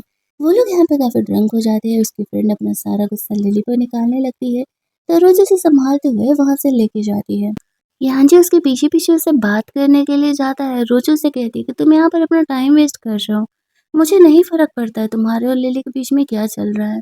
मैंने तुमसे ब्रेकअप कर लिया और मैं तुमसे मूव ऑन कर चुकी हूँ, तो बेवजह ही एक-दूसरे को परेशान करना बंद करो। यहाँ जी उससे लास्ट चांस माँगता है। रोज़ कहती है, मैंने दिया था तुम्हें लास्ट चांस, लेकिन तब भी तुमने लिली को चूज़ करना डिसाइड किया, तो अब खत्म सारे चांसेज़। ऐसा करके वो वहाँ से चली जाती है। अगले दिन हम लोग रोज़ के बर्थडे पार्टी का सीन देखते हैं। लिली को इस बात से काफ़ी जेलस था और वो इस तरीके से उससे बदला लेना चाह रही होती है, और वो रोज़ को साइड में एक ऐसे कमरे में लेके जाती है जहाँ से सीसीटीवी रिकॉर्ड नहीं होता है, और वो कहती है, अब मैं तुम्हें इस घर से निकलवा के रहूँगी, बहुत हो गया। तुम अब इस घर में नहीं रह सकती हो। यहाँ पर वो जानबूझ करके खुद ये बोलते हुए बालकनी से गिर जाती है। और तभी वहाँ पर लिली का भाई आ जाता है और रोज़ को यहाँ पर देख कर के उसे ऐसा लगने लगता है कि उसने लिली को यहाँ धक्का दिया है, और वो उसे खींचते हुए नीचे लेकर के जाता है, जहाँ पर कि बिना रोज की बात सुने जितने भी सारे लोग थे वो सारे ही यहाँ पर रोज को जिम्मेदार ठहरा रहे होते हैं और कह रहे होते हैं कि उसे लिली से जेलस है, इसी वजह से उसने यहाँ पर लिली को धक्का दे दिया। क्या बर्थडे सरप्राइज मिला था रोज को, यहाँ पर आई थी बर्थडे मनाने के लिए। सब यहाँ पर रोज को ही बुली कर रहे होते हैं और लिली को इनोसेंट बोल रहे थे, उसे जल्द से जल्दी हॉस्पिटल लेकर के जाने के लिए बोल रहे होते हैं। रोज के साथ वो लोग बहुत ही बुरा बिहेव कर रहे थे और इस पॉइंट पर आकर के रोज जो है उसने डिसाइड कर लिया था कि वो अपनी फैमिली से अपने सारे रिश्ते नाते तोड़ लेगी। ये सब कुछ अभी हो ही रहा था कि तभी वहाँ पर वो आ जाता है। वो रोज़ पर ट्रस्ट करते हुए, उसकी बातों का भरोसा करते हुए उसके फैमिली पर गुस्सा करने लगता है और कहता है, मेरी गर्लफ्रेंड को हर्ट करने का हिम्मत किसने किया? रोज़ का भाई यहाँ पे बीच में आता है और वो पर ही गुस्सा करने लगता है कि ये मेरी बहन है, हम चाहे इसके साथ जो भी करें। अब वो के सामने उसके मॉम-डैड का कुछ बोलने का औकात नहीं था। वो लोग सिर्फ़ इतना कहते हैं कि लिली को रोज़ ने धक्का दिया और हम उसे सबक सिखा रहे हैं। रोज़ उससे पूछते हैं क्या हुआ था? तो रोज़ वो बताती है कि एक्चुअल में लिली खुद ही यहाँ पर गिर गई। लिली कहती है कि झूठ बोल रही, इसने मुझे धक्का दिया, भला मैं खुद ही क्यों गिरूँगी? प्रूफ़ के तौर पे उनके पास कोई प्रूफ़ नहीं था, इसी वज़ह से लिली इतना ज़्यादा उछल रही होती है। तभी वहाँ पर वो अपने सेक्रेटरी को कॉल करता है और एक दूसरे विंडो मतलब छत पर जो सीसीटीवी फुटेज है जिसके बारे में तो लिली ने सोचा ही नहीं था और सीसीटीवी फुटेज को मंगाने के लिए बोलता है। फुटेज देखते ही ये क्लियर हो जाता है कि लिली खुद गिरी थी। इनफैक्ट वो ये कह रही थी कि वो रोज को घर से निकलवा करके रहेगी। अब लिली की असलियत तो यहाँ पर खुल जाती है। उसकी मॉम उसे थप्पड़ मारते हुए कहती है कि हम तुम्हें रोज से ज़्यादा मानते थे ये दिन देखने के लिए। लिली बोलने लगती है कि मुझे एक्चुअल में रोज से जेलस हो रहा था, आप लोग उसका बर्थडे मना रहे हो, मुझे आजकल भाव कम दे रहे हो इसी वजह से। लेकिन यहाँ पे जो रोज की मॉम जब समझ चुकी थी कि लिली कितनी भी है तो वो दूसरे की ही बेटी है। भले ही रोज इसके साथ नहीं रही है लेकिन अपना खून होता है और रोज अच्छी है। अब तक लिली उसे सिर्फ फ्रेम ही करते आई थी, लेकिन रोज का दिल टूट चुका था। उसकी मॉम उससे माफी मांगते हुए पार्टी आगे कंटिन्यू करने के लिए बोलती है, लेकिन हो को कहती है मुझे यहाँ से जाना है, मुझे लेकर के चलो। तो वो अपनी गर्लफ्रेंड रोज को वहां से लेकर के जाता है। लेकर के जाने के बाद वो एक्शन में उसका फ़ोर्स स्टार्ट कर रहा था, उसे चोट-वोट लगा था। रोज़ उसे थैंक्स बोलती है उसका सपोर्ट करने के लिए। वो कहता है, पागल लड़की, मैं तुमसे प्यार करता हूँ, तुम गर्लफ्रेंड हो मेरी, तो फिर मैं सपोर्ट नहीं करूँगा तो कौन करेगा? यहाँ पर उसने रोज़ के लिए कुछ फायरवर्क अरेंज किए हुए थे। अब जाकर के उसे हुओ के साथ थोड़ा-सा अच्छा फ़ील हो रहा था कि चलो ठीक है, एटलीस्ट कोई तो है जो उस पे भरोसा करता है। उन दोनों को किस करते हुए यान देख लेता है और कन्फर्म हो जाता है कि वो दोनों रिलेशनशिप में हैं। अगले दिन रोज से मिलने के लिए हुओ की ग्रैंडमदर आती है और वो उसे पैसे दे करके कहती है कि बेहतर होगा कि तुम हुओ को छोड़ दो। गर्लफ्रेंड बनाना और वाइफ बनाना दोनों में फर्क है। हुओ की वाइफ तो वही लड़की बनेगी जिसको कि वो लोग डिसाइड करेंगे और उसकी मैंने फियांसे भी चूज कर लिए। रोज वहां से बाहर निकलती है तो वो हुआ से थोड़ा डिस्टेंस सब बना करके रखती है, क्योंकि उसे पता चल गया था कि उसकी जो ग्रैंड मदर है वो कभी भी उनके रिलेशनशिप को एक्सेप्ट नहीं करने वाली है। लेकिन हुआ यहाँ पर रोज से मिलने के लिए आता है। रोज वो कॉन्ट्रैक्ट, वो पैसे वाला मैटर उससे छुपा लेती है। हर रोज की तरह यहाँ पर जब इस तरीके से हुआ रोज से रोमांस करने के लिए जाता है तो वो उसे रोक देती है। उसे नहीं पता था कि क्या हुआ था, लेकिन रोज का बिहेवियर उसे थोड़ा-सा हर्ट कर रहा था। तो वो गुस्सा होकर के वहाँ से निकल जाता है, ये सोचते हुए कि रोज को ज़रूर ही कोई प्रॉब्लम है या तो किसी ने उसे बोला है, इसी वजह से वो ऐसा वियर्ड बिहेव कर रही है। लेकिन उसे पता नहीं था कि उसकी खुद की ग्रैंडमदर ने रोज को क्या जाकर के ऑफर दिया है। अगले दिन रोज की मॉम उससे माफ़ी माँगने के लिए आती है, लेकिन रोज अब उनसे माफ़ करने के लिए तैयार नहीं थी और उसने उनसे रिश्ते-नाते तोड़ लिया था। रोज इसके बाद एक पार्टी में जाती है, उसकी दोस्त भी यहाँ पर आई हुई थी। एक्चुअल में उसी के दोस्त का पार्टी था यहाँ पर। वो एमए ग्रुप के मेंबर से मिलती है, जिसने कि बाद में रोज के साथ कॉन्ट्रैक्ट साइन किया था। वो लोग यहाँ पे सेलिब्रेट कर रहे होते हैं, तभी यान जी आता है। यान जी यहाँ पे रोज का केयर करते हुए उसे वाइन पीने से मना करता है, फिर भी रोज यहाँ पर वाइन पी लेती है। वो अब कोई यान जी की बात नहीं मानने वाली थी। बाहर ही ज़्यादा लोगों को अभी तक पता नहीं था कि रोज़ और यान जी एक्चुअल में अलग हो चुके हैं। रोज़ इसे इग्नोर करके साइड में जाने लगती है जब यहाँ पर वो आ रहा था तो, क्योंकि वैसे भी उसे उसकी ग्रैंडमदर के सबसे से पता चला ही था कि उसकी कोई और भी फियांसे है। इसी वजह से वो उससे दूर रहने में ही भलाई समझ रही थी। अब यहाँ पर इस तरीके से वो जाती है तो यान जी उसके पीछे-पीछे जाता है। तभी वो उसे मिलने के लिए एक और नई गर्ल आती है जिसको कि उसकी ग्रैंडमदर ने उसके फियांसे चूज़ किया था। यान जी रोज के साथ डांस कर रहा था तो वो जेलस होकर के वो भी उस लड़की के साथ डांस करने लगता है। लेकिन फिर पार्टनर चेंज करने के चक्कर में वो रोज को अपने पास बुला लेता है। फिर जब थोड़ी देर बाद रोज़ वॉशरूम जाती है तो वो लड़की रोज़ से मिलने के लिए आती है। मुझसे कहती है कि तुम्हारा हुआ के साथ क्या रिलेशनशिप है? रोज़ से कहती है तुम होती कौन हो? जिससे कि मैं बताऊँ। वो कहती है मुझे तो बस इतना जानना है कि हुआ का परफॉर्मेंस रूम में कैसा है? रोज़ से कहती है एक रात में 7 बार काफ़ी है तुम्हारे लिए? वो जानबूझ करके उसे और ज़्यादा पिस्ड ऑफ करने के लिए ये सारी बातें बोल रही होती है। आफ्टर दैट वो बाहर निकलती है। यांजी और वो दोनों आपस में रोज़ के बारे में बात कर रहे होते हैं। यहाँ पर जो हुआ था वो रोज़ को लेकर के सीरियस था। ये बातें यांजी को पता नहीं था। लेकिन उसे कहीं न कहीं इस बात को लेकर के रिग्रेट ज़रूर था कि उसने रोज़ जैसी अच्छी लड़की को खो दिया जो कि हमेशा ही उसका इतना ख़्याल रखा करती थी।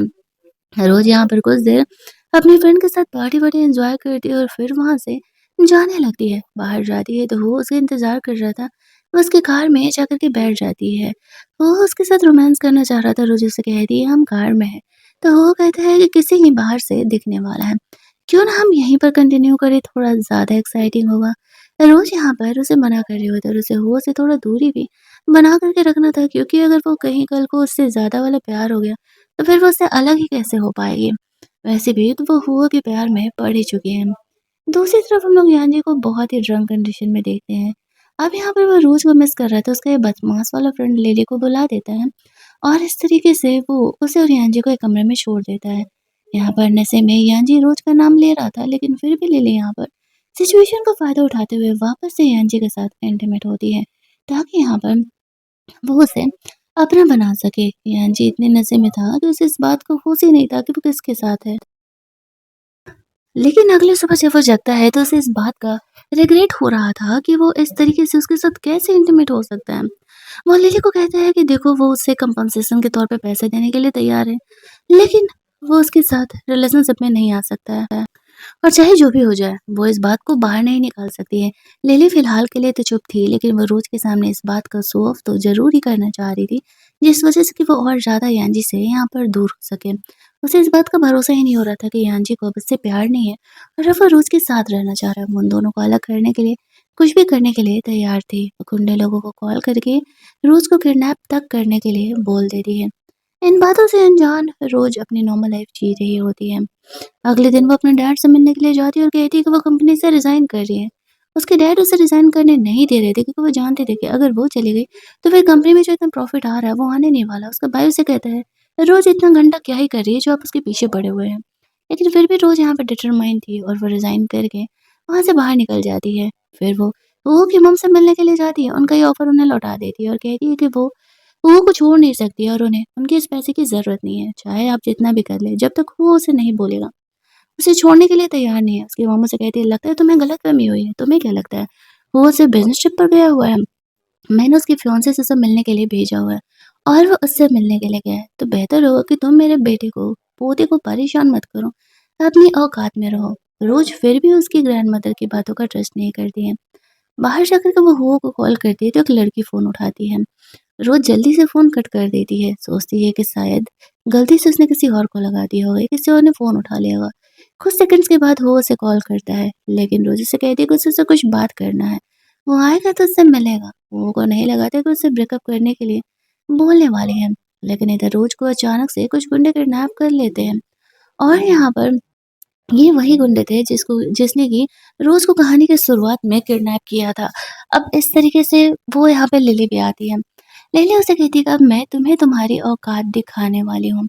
तुम्हें लगा था कि यहाँ पर यान्जी अब भी तुमसे प्यार करता है। यान्जी को पता चलता है कि एक्चुअल में रोज़ को किडनैप कर लिया गया है और साथ ही में लिली को भी। अब वहाँ पर जब वो पैसे लेकर के जाता है तब उसे पता चलता है कि एक्चुअल में उसे उन दोनों में से किसी एक को चूज़ करना होगा और यहाँ पर रोज़ को लिली को चूज़ करता है। उसे वैसे भी कोई ज़्यादा एक्सपेक्टेशन नहीं था कि वो उसे बचाने वाला है। वो खुद को ही बचाने के लिए सोच रही थी। और यहाँ पर इस तरीके से वो यहाँ पर लिली को सेव कर रहा होता है और गुंडे लोग उसे वहाँ से लेकर के जाते हैं। लेकिन कुछ मिनट बाद यहाँ पर वापस से वो आता है और वो लिली को से रोज़ को सेव करने के चक्कर में खुद भी काफ़ी इंसर्ट हो जाता है। लेकिन यहाँ पे रोज़ को इन बातों से कोई फ़र्क नहीं पड़ रहा था। वो अपना जान बचा कर के वहाँ से निकलना ज़्यादा ज़रूरी समझती है। वो लोग वहाँ से निकलते हैं, रोज़ वहाँ से निकलती है और फरार हो जाती है। इस चक्कर में यान काफ़ी इंसल्ट हो चुका था, लेकिन उसे इन बातों से कोई फ़र्क नहीं पड़ रहा था। हॉस्पिटल में उसकी आँख खुलती है तो देखती है कि उसकी मॉम उसका फ़िक्र कर रही है, लेकिन रोज़ के इन बातों से कोई मतलब नहीं था। वो घर की मेड को उसका केयर करने के लिए कहती है और कहती है कि उसे उसकी मॉम की केयर की कोई ज़रूरत नहीं है। उसे पता चलता है कि यान भी उसे बचाने में काफ़ी इंसल्ट हो गया है। थोड़ी देर बाद यान उससे मिलने के लिए आता है। रोज़ उसे कहती है, देखो मुझे तुमसे मतलब नहीं है, मैंने ब्रेकअप कर लिया है, लेकिन तुम अपनी गर्लफ्रेंड को बोलो थोड़ी हद में रहे। कल जो किडनैपिंग वाला सीन उसने रिक्रिएट किया था, उसमें वो भी इंक्लूडेड थे, लेकिन यान अभी लिली का ही सपोर्ट कर रहा था कि नहीं, ये झूठ है, वो ऐसा नहीं कर सकती है। रोज़ उसे कहती है, मुझे पता था कि तुम अकल के अंधे हो, तुम्हें कभी सच्चाई दिखने ही नहीं वाली है। वो उसे वहाँ से जाने के लिए कहती है। उसके जाते ही यहाँ पर हुआ आता है। इस बात को 2 दिन बीत चुके थे। वो को यहाँ आए भी 2 दिन हो चुके थे और रोज़ से कहता है कि क्या वो उसे अपना नहीं मानती जो उसने उसे ये बात नहीं बताया। रोज़ उसे कहती है कि छोटी-सी बात के लिए तुम्हें क्यों परेशान करना? वो उसे कहते हैं कि ये छोटी-सी बात थी। तुम किडनैप हुई थी, तुम्हारी जान जा सकती थी और तुमने मुझे बताना भी ज़रूरी नहीं समझा। रोज़ को इन बातों का आदत नहीं था और ऊपर से उसकी मॉम की वज़ह से वो उसे थोड़ी दूरी खुद भी बना कर के रखना चाह रही थी। इस बात से रोज़ बहुत ही गुस्सा था कि रोज़ उसे अपना नहीं मानती है। इसी वज़ह से तो वो इस तरीके से उसे अपने प्रॉब्लम्स नहीं बताया करती है। रोज़ अब भी उसे अपनी मॉम के बारे में नहीं बताती है। इधर हम लोग देखते हैं कि यान्शी लिली से मिलने के लिए जाता है। लिली से वो पूछता है कि क्या वो किडनैपिंग केस में इंक्लूडेड थी? हाँ, जैसे कि लिली कहने ही वाली है कि हाँ, हाँ, मैंने ही तो ये सब कुछ किया है, एज़ यूजुअल। लिली यहाँ पर उसे मना कर देती है और कहती है कि नहीं, मैं तो खुद ही किडनैप हुई थी, तुम्हें मेरी बातों का भरोसा क्यों नहीं है? यान्शी ढक्कन अब भी कन्फ्यूज़ था कि यहाँ पर चल क्या रहा है। दूसरी तरफ रोज अगले दिन होटल से डिस्चार्ज होने वाली थी उसके मॉम डैड उसे लेने के लिए आए हुए थे, लेकिन तभी वहां पर वो आ जाता है और कहता है कि एक्चुअल में आप लोगों को रोज की फिक्र करने की जरूरत नहीं है, मैं यहाँ पर रोज का ख्याल कर लूंगा। वो के आने की वजह से कोई कुछ भी नहीं बोल पाता है और उन्हें ये भी पता चल जाता है कि वो और रोज दोनों साथ ही में रह रहे हैं। इट मीन्स कि वो दोनों गर्लफ्रेंड बॉयफ्रेंड तो होंगे ही। वो रोज को वहां से लेकर के जाता है। वो उसे अपने घर छोड़ कर के ऑफिस निकल जाता है। घर पहुँचती है तो वहाँ पर वो कोई और लड़की को देखती है। वो लड़की खुद को हुआ का फियांसे बता रही थी। रोज़ उससे कहती है वो तो ठीक है, लेकिन तुम्हें भी तो दिखा होगा ना कि वो मुझे पर्सनली अपने घर छोड़ने के लिए आए। इट मीन्स कि मेरा भी उससे कुछ रिलेशनशिप है और जब तक वो मुझे नहीं कहता खुद अपने घर से जाने के लिए, मैं यहाँ से जाने से नहीं, ये कह के वो मास्टर बेडरूम में चली जाती है। और इधर वो लिलियन उसके डॉक्टर फ्रेंड के पिटाई लगा करके सच उगलवा रहा था। वो लोग उस किडनैपर्स को भी बुला लेते हैं जो कि उसके सामने सच एक्सेप्ट कर लेती है कि लिली ने ही हमें ये सब कुछ करने के लिए पैसे दिए थे और हमें प्रॉफिट तो दोनों साइड से हो रहा था। वो यहाँ पर चाहता तो तुरंत ही उसे खत्म कर सकता था, लेकिन वो यांजी को ये सच्चाई दिखाना चाह रहे थे कि उसे रोज जैसी परफेक्ट लड़की मिली थी और उसने उसे छोड़ करके अपनी एक्स ऐसी घटिया लड़की के लिए अपना सब कुछ बर्बाद कर लिया। अब लिली का सच्चाई यहाँ पर सामने आता है। एक तो कि वो इस किडनैपिंग में शामिल है और कुछ दिन पहले जो रोज़ किडनैप हुई थी, वो भी लिली ने ही अरेंज किया था। और दूसरा कि लिली उसे अभी चीट कर रही है और वो उसका डॉक्टर फ्रेंड के साथ ही उसका अफेयर चल रहा है। उसे हर्ट का कोई प्रॉब्लम नहीं है। सारा लिली का काला चिट्ठा उसके सामने आ जाता है। वो उसे कहता है, अब लिली के साथ जो करना है वो तुम्हारा डिसीजन है। ऐसा करके वो वहाँ से चले जाता है। फिर वो रोज़ को कॉल करता है क्योंकि कुछ देर हो गए थे, लेकिन वो फ़ोन नहीं उठाती। उसे उसकी मॉम का कॉल आता है। कहती है कि तुम्हारी फियांसे को मैंने तुम्हारे घर पे भेजा है, जाकर के उससे मिल लो। वो साफ तौर से मना कर देता है और अपनी मॉम को कहता है कि वो रोज़ से ही शादी करने वाला है। हालाँकि उसकी जो ग्रैंडमदर थी, वो इस बात को एक्सेप्ट नहीं करती है। वो रोज़ को इसके बाद जब वो रोज़ से मिलने के लिए जाता है तो रोज़ उससे काफ़ी गुस्सा थी। वो उससे पूछता है हुआ क्या है ये तो बताओ? रोज़ उसे कहती है कि तुम्हारी फियांसे तुम्हारी चाइल्डहुड स्वीटहार्ट तुम्हारा घर पे इंतज़ार कर रही है। वो सोचता है मेरी फर्स्ट लव तो रोज़ ही है, तो फिर वो ऐसे क्यों बिहेव कर रही है? अब यहाँ पर वो उसे बताता है कि तुम जिससे मिल कर के आई हो उसको मेरी मॉम ने अरेंज किया है और मैंने इस रिलेशनशिप के लिए कभी हाँ नहीं कहा है और जब तक मैं तुम्हारे साथ हूँ, तो मैं किसी और के साथ भला कैसे ही हो सकता हूँ? वो रोज़ को भरोसा दिलाता है कि उसका किसी के साथ अफेयर नहीं चल रहा। वो यानजी नहीं है और वो लास्ट में रोज से ही शादी करेगा। वो उसे इस बात का ट्रस्ट दिलाता है। जो लड़की हो कि मॉम ने चूज़ किया था, वो तो उसके पीछे ही पड़ गई थी, तो उसे समझाने के लिए उसकी फैमिली में प्रॉब्लम क्रिएट करना स्टार्ट कर देता है। इधर उसे पता चलता है कि लिली को हुओ ने जेल भेज दिया है क्योंकि वो किडनैपिंग के केस में बुरा फंसी थी। रोज़ को पता चलता है तो वो उसे कॉल करती है थैंक्स बोलने के लिए और वो खुश थी कि कम से कम कोई तो है जो कि उसका सपोर्ट कर रहा है। यहाँ पर उसे उसकी मॉम मिलने के लिए आती है। वो बोलती है कि तुम्हारे डैड का बाहर अफेयर चल रहा है और ये जो तुम्हारी अडॉप्टेड सिस्टर लिली है, वो कोई अडॉप्टेड सिस्टर नहीं है, एक्चुअल में उसके मिस्ट्रेस की डॉटर है। सोचो अगर ये बात बाहर आ गया तो तुम्हारे डैड की कंपनी का क्या होगा? उसे अपने डैड का तो घंटा नहीं फ़र्क पड़ रहा था, लेकिन उसे अपनी मॉम की फ़िक्र हो रही थी। उसकी मॉम कहती है, अगर वो हो को छोड़ दे, तो वो इस मैटर को रफ़ा-दफ़ा कर सकती है, बात कभी बाहर नहीं आएगा। रोज़ को पता चलता है कि उसकी मॉम ने खुद को हर्ट करने का कोशिश किया। वो देखने जाती है, अपने हस्बैंड के चीटर होने के बारे में उसे पता चलता है, तो वो काफ़ी परेशान थी। रोज़ यहाँ पर समझाती है, डोंट वरी, आपको कंपनी की फ़िक्र है ना कि कंपनी सारे आपके नाम है, उसके नाम है, मैं सब कुछ ठीक कर दूँगी। और उसे अपनी मॉम पर तरस आ रहा था, इसीलिए वो हेल्प करने के लिए तैयार थी। हेल्प लेने के लिए तो सिर्फ़ वो ही था, जो कि इस सिचुएशन में उसका हेल्प कर सकता है। लेकिन वो उसकी मॉम को कॉल करती है और कहती है कि ठीक है, वो उसे उसके डैड की कंपनी का सीईओ बना दे, बदले में वो को छोड़ने के लिए तैयार है। हालाँकि उसने ऐसा बोल दिया था, उसे पता था कि वो उसे किसी हालत में जाने नहीं देगा। उसकी मॉम ओके बोल देती है और शर्त के हिसाब से रोज़ को उसकी कंपनी के सारे शेयर्स मिल जाते हैं। वो अपने डैड से मिलने के लिए कंपनी में जाती है। उसके डैड उसे कहते हैं, तुम्हारा अब यहाँ पर कोई जगह नहीं है, तुम रिज़ाइन कर चुके हो। वो उसे कहती है, हाँ, ऐसे महीने से मैंने रिज़ाइन किया, लेकिन एज़ ए सीईओ मैं आज से जॉइन कर रही हूँ।